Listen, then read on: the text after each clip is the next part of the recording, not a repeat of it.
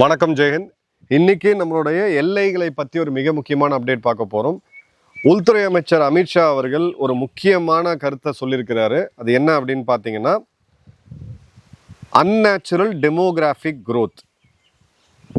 இப்போ இயற்கையாக ஒரு பாப்புலேஷன் உயருது அப்படின்ற போது எத்தனை பிள்ளைகளை நம்ம பெற்றுக்கிறோன்றதை பொறுத்து ஒரு பாப்புலேஷன் க்ரோ ஆகும்.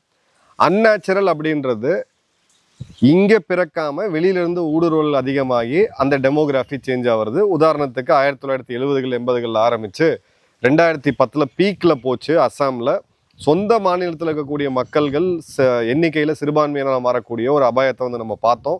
இன்னி வரைக்கும் அதை ஃபுல்லாக நிவர்த்தி பண்ண முடியாத ஒரு ஸ்டேட்டஸுக்கு போயிடுச்சு. இப்போ எதை மனசில் வச்சு அமித்ஷா அவர்கள் இதை சொல்கிறாரு அப்படின்னா, பங்களாதேஷ்லேருந்து ஊடுருவக்கூடிய ஊடுருவல் வச்சு தான் மெயினாக சொல்கிறாரு. ரெண்டாவது மியான்மார் பார்டர்லையுமே. இப்போ மியான்மார் பார்டரை கிட்டத்தட்ட 45,000 கோடி செலவில் மிகப்பெரிய ஒரு ப்ராஜெக்டாக எடுத்து ஸ்மார்ட் ஃபென்சிங் பண்ண இருக்கிறாங்க. ஸோ இது அடிப்படையாக மணிப்பூர் மற்றும் நம்மளை எல்லை மாநிலங்களை காப்பாற்றுறதுக்காக. ஏன்னா கூக்கீஸ் அப்படின்னு சொல்லக்கூடிய இந்த இனம் பார்டருக்கு 2 பக்கமும் இருக்கிறாங்க. ஸோ இங்கே ஃப்ரீயாக உள்ளே போயிட்டு வர்றது 3 விஷயம். ஒன்று, இங்கே இருக்கக்கூடிய இன்சர்ஜென்சி குரூப் எல்லை தாண்டி அங்கே போகிறது, அப்புறம் அங்கே இருக்கவங்க இங்கே வர்றது. ரெண்டாவது ஆயுதங்கள், மூணாவது ட்ரக்ஸு. இதை 3ஐயும் தடுக்கணும் அப்படின்ற போது இது தேவைப்படுது. இப்போ அமித்ஷா அவர்கள் என்ன சொல்கிறாரு அப்படின்னு பார்த்தீங்கன்னா, இந்த அன்நேச்சுரல் டெமோகிராஃபிக் growth இதை தடுக்கிறதுக்கு இயற்கைக்கு முரணாக ஒரு இடத்துல குறிப்பிட்ட ஒரு பாப்புலேஷன் அதிகமாகுது அப்படின்ற போது இதை தடுக்கிறதுக்கு ஸ்மார்ட் ஃபென்சிங் அப்படின்றது ரொம்ப ரொம்ப அவசியம். வரக்கூடிய காலங்களில் ருத்லெஸ் அப்ரோச், ஈவிரக்கம் இன்றி ஒரு மிகப்பெரிய நடவடிக்கை எடுப்போம், இரக்கம் இன்றி நடவடிக்கை எடுக்கப்படும் அப்படின்றத உறுதி செஞ்சிருக்காரு. ஸோ இது ரெண்டுமே இதனால் வரை அவர் வந்து பேசாத சில வார்த்தைகள் அப்படின்றத பார்க்கணும். இப்போ என்ன பண்ண போகிறாங்க அப்படின்னு பார்க்கும் பொழுது 4 முக்கியமான ஸ்டேக் ஹோல்டர் அவங்க பேசுகிறாங்க. ஒன்று, பார்டர் ஸ்டேட்டில் இருக்கக்கூடிய கவர்மெண்ட்ஸ், வெஸ்ட் பெங்கால், அஸ்ஸாம், மேகாலயா, திரிபுரா போன்ற மாநிலங்கள். ரெண்டாவது, அங்கே இருக்கக்கூடிய security agencies, BSF first line of defence, அதன் பிறகு காவல்துறை, தேவைப்படக்கூடிய இடங்களுக்கு சில இடத்துல இராணுவமும் இருக்குது.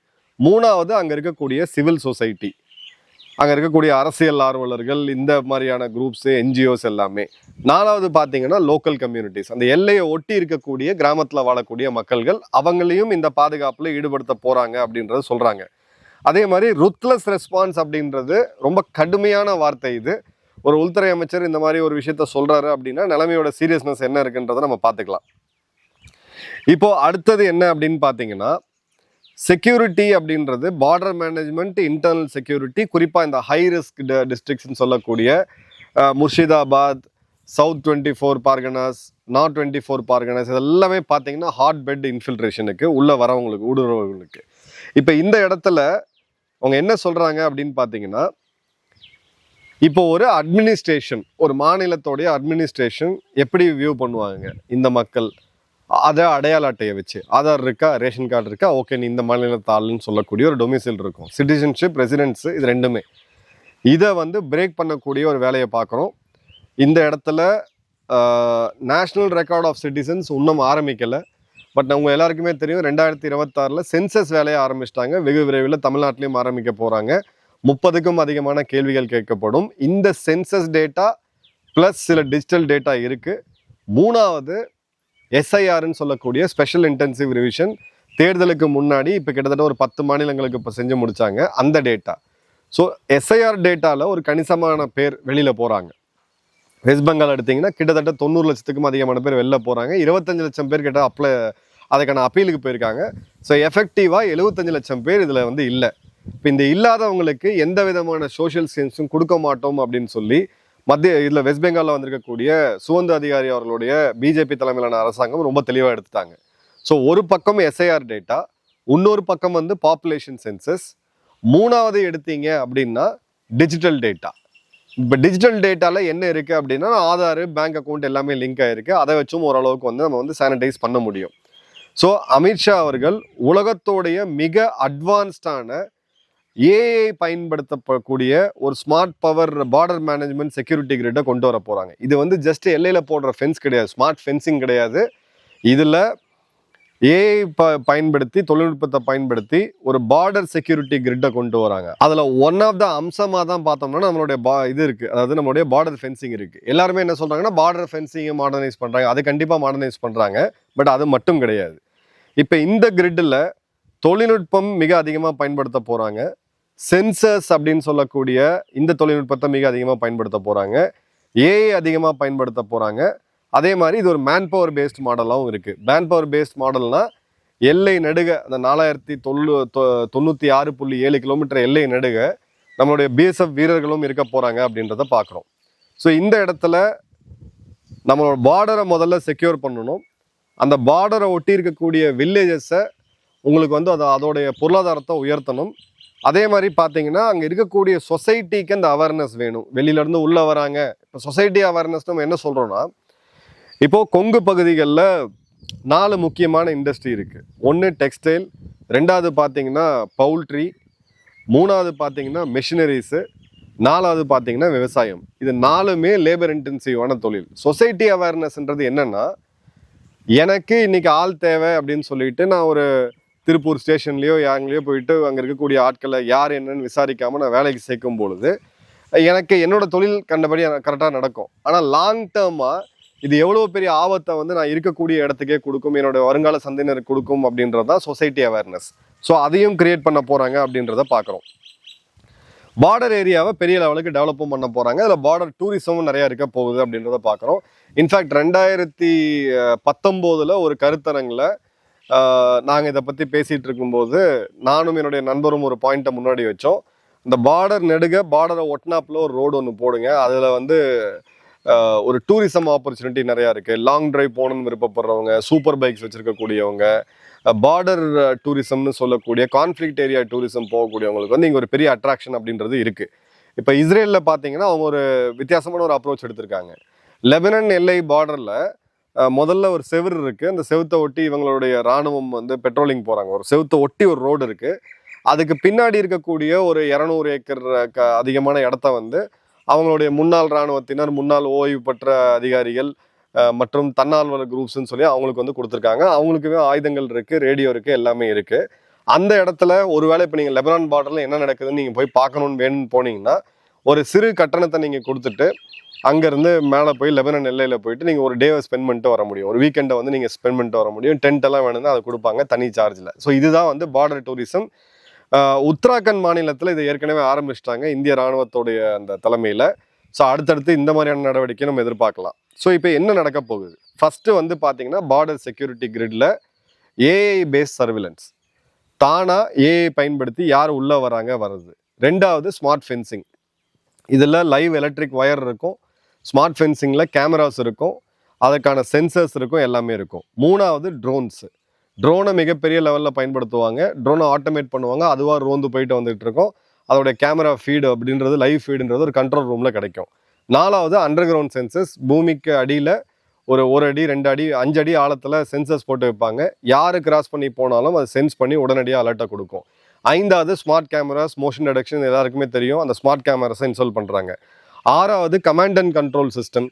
இதை மொத்தத்தையும் சென்ட்ரலைஸ் பண்ணி ஒரு கமாண்ட் அண்ட் கண்ட்ரோல் சிஸ்டத்தை கொண்டு வர போகிறாங்க. அதே மாதிரி எந்தெந்த இடத்துலலாம் கிரிட்டிக்கலாக இருக்கோ அங்கே ஆன்டி ட்ரோன் சிஸ்டமை கொண்டு வர போகிறாங்க. அதே மாதிரி எல்லை தாண்டி நம்ம பகுதிகளுக்கு வரக்கூடிய ட்ரோன்ஸு, இப்போ பஞ்சாபில் பார்த்தீங்கன்னா அது மிகப்பெரிய பிரச்சனை.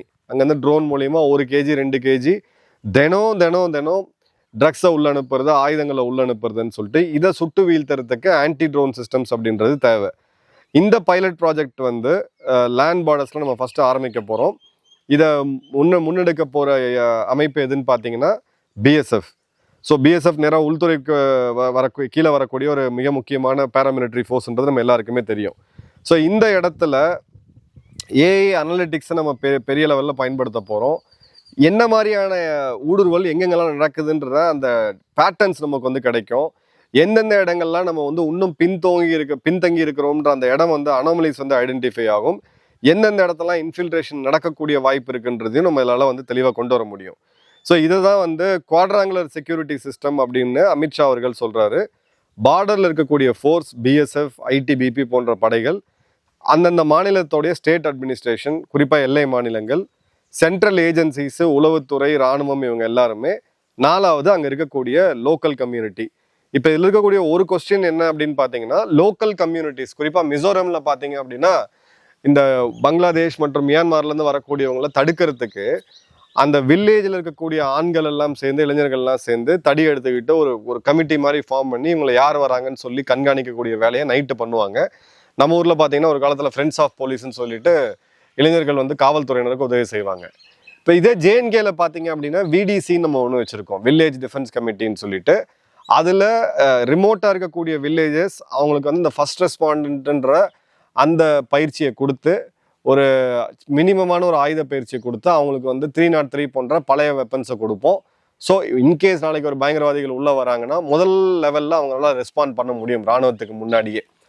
இப்போ அந்த மாதிரியான ஒரு விடிசி பங்களாதேஷ் எல்லையிலையுமே அமைக்கிறதுக்கான வாய்ப்புகள் மிக மிக அதிகமாக தெரியுது.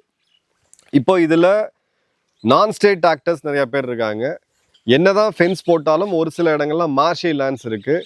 தண்ணிக்குள்ளே உள்ளே புகுந்து நீந்தி இங்கேருந்து வெளியில் வரக்கூடிய மாதிரியான ஏரியாஸ் நிறைய இடத்துல இருக்குது. ஸோ அந்தந்த ஏரியாவில் தான் இருக்கிறதுலே கொடிய விஷம் உள்ள பாம்புகள் மற்றும் முதலைகளை கொண்டு இந்த இடத்த கவர்ன் பண்ணணும்னு நினைக்கிறாங்க. இதை நிறைய பேர் மீம்ஸ் போட்டு ஜோக் அடித்தாங்க. இல்லை ஜோக்கா எனக்கு ஒன்றுமே தெரியல. ஏன்னா நிறைய இடங்களில் நீர்நிலைகள் இருக்கும், பெரிய பெரிய குட்டைகள் ஏரிகள் இருக்கும். ஒரு பாதி பார்த்தீங்கன்னா இந்த பக்கம் இருக்கும், இன்னொரு பாதி பார்த்தீங்கன்னா அந்த பக்கம் இருக்கும். இது ஒரு ரெவன்யூ வில்லேஜ் கூட கிடையாது, வந்து ஒரு சின்ன மாதிரி ஒரு ஹேம்லெட் மாதிரியான ஒரு சின்ன சின்ன இடங்கள் இருக்கும். அந்த இடத்துல முதலைகளை விட்டு வைக்கணும், பாம்புகளை விட்டு வைக்கணும் அப்படின்ற ஒரு ப்ராஜெக்டையுமே இப்போ எடுத்திருக்கிறாங்க. ஸோ இந்த இடத்துல இன்னொரு முக்கியமான சட்டம், இதை பற்றி நம்ம ஏற்கனவே பேசியிருக்கோம், வெஸ்ட் பெங்காலில் இப்போ புதுசாக போட்டிருக்காங்க. பொதுமக்கள் சொத்துக்கு சேதம் விளைவிக்கக்கூடிய வகையில் யாராவது செயல்பட்டாங்க, பஸ் எரிக்கிறது, ரோட்டை இது பண்ணுறது, கல்லூட்டு எறிகிறது அப்படின்னு சொல்லிட்டு அவங்கள மட்டுமே டேக்கிள் பண்ணுறதுக்கு பெயிலே இல்லாத சில செக்ஷன்ஸ் எல்லாம் வந்து கொண்டு வந்திருக்கிறாங்க. கிட்டத்தட்ட 3 மடங்கு கலவரக்காரர்கள்ட்ட வந்து சேதத்தை வந்து திரும்ப ரீக்ளைம் பண்ணணும் அப்படின்ற இதெல்லாமே தெரியுது. ஸோ அப்படி பார்த்தோம் அப்படின்னாலும் இந்த இடத்துல ரொம்ப சீரியஸாக குறிப்பாக வெஸ்ட் பெங்காலில் இருக்கக்கூடிய எல்லைகள் நம்மளோட கிழக்கு பக்கம் இருக்கக்கூடிய பங்களாதேஷ் எல்லையை கொண்டு வராங்க அப்படின்றத பார்க்குறோம். இப்போ டெமோகிராஃபி சேஞ்சை கண்டுபிடிக்கிறதுக்கு அதை அனலைஸ் பண்ணுறதுக்கு ஒரு ஸ்பெஷல் கமிட்டியை போட்டிருக்காங்க. 2010 நம்ம இதை போட்டிருந்தோம் அப்படின்னா இன்னைக்கு ஆக்சுவலாக பார்த்தீங்கன்னா நாட்டோட எக்கனாமி வேற மாதிரி இருந்திருக்கும். இதை நான் தனியாக இன்னொரு வீடியோவை டீட்டெயில்ஸோட ஃபேக்ட்ஸோட போடுறேன். இப்போ 2026 தான் நம்ம ஆரம்பிக்கிறோம். இது ஒரு ஹை பவர்டு இனிஷியேட்டிவாக வருது. ஏன்னா ஹோம் மினிஸ்டர் அமித்ஷா அவர்களே நேரடியாக அதை பேசுகிறாரு அப்படின்ற போது இந்த டெமோகிராஃபியும் செக்யூரிட்டியும் லிங்க் பண்ணுறாங்க. இது வந்து ஒரு ஃபார்மல் பியூரோக்ராட்டிக் ஸ்ட்ரக்சர் கிடையாது. இனிமேல் இதை வந்து ரொம்ப சீரியஸாக எடுத்துகிட்டு போகிறாங்க அப்படின்றத பார்க்குறோம். இருக்கிறவங்கள எப்படி எக்ஸ்ட்ரெடிட் பண்ண போகிறாங்க அது ஒரு தனி சப்ஜெக்ட். இப்போது நான் ஏற்கனவே சொன்ன மாதிரி ஒரு எஃபெக்டிவான ஒரு கிரிட்டு, முதல்ல ஃபென்ஸ், அதில் கேமராஸ் இருக்கும், ட்ரோன்ஸ் இருக்கும், ஏஐஸ் இருக்கும், தெர்மல் கேமராஸ் இருக்கும், அண்டர் கிரவுண்ட் சென்சர்ஸ் இருக்கும். இந்த மாதிரியான ஒரு ஃபுல் ப்ரூஃபான செக்யூரிட்டி கிரிட்டு. இதற்கு பின்னாடி மேன்டு பிஎஸ்எஃப், அதற்கு பின்னாடி லோக்கல் கம்யூனிட்டிஸ், அவங்களுக்கு தேவைப்படக்கூடிய இடங்களில் சில ஆயுதங்கள், இது எல்லாத்தையும் சென்ட்ரலைஸாக கமாண்ட் பண்ணக்கூடிய ஒரு இடம். லோக்கலைஸ்டாக பண்ணாமல் சென்ட்ரலைஸ்டாக பண்ணோம் அப்படின்ற போது சில பேர் காசு வாங்கிக்கிட்டு உள்ளே விடுறாங்கன்ற செய்திகள் அந்த மாதிரியான இதெல்லாம் நமக்கு வந்து தொடர்ந்து வருது. ஸோ அந்த இடத்துல நமக்கு வந்து இது ஒரு பெரிய ஒரு அட்வான்டேஜை கொடுக்கும். சென்ட்ரலைஸ்டாக மத்திய அரசு, எந்த மாநில அரசு, யார் எந்த அரசாங்கம் இருந்தாலும் எஃபெக்டிவாக இவங்களால மேனிட்டர் பண்ண முடியும். அடுத்தது டெமோகிராஃபிக் சேஞ்சுக்கு உண்டான கமிஷன். ஏற்கனவே ஊடுருவி இருக்கவங்கள எஸ்ஐஆர், நம்மளுடைய இப்போ வரக்கூடிய சென்சஸ் டேட்டா ப்ளஸ் நம்மகிட்ட ஏற்கனவே இருக்கக்கூடிய டிஜிட்டல் டேட்டாவை பயன்படுத்தி களை எடுக்கக்கூடியது. இது அடுத்த 2 வருஷம் இந்தியாவுடைய எதிர்காலத்தை தீர்மானிக்கக்கூடிய ஒரு மிக முக்கியமான நிகழ்வு. இன்னும் டீட்டெயில்ஸ் கிடைக்கும் போது இதை பற்றி நிறையா பேசுவோம். நன்றி, வணக்கம், ஜெய்ஹிந்த்.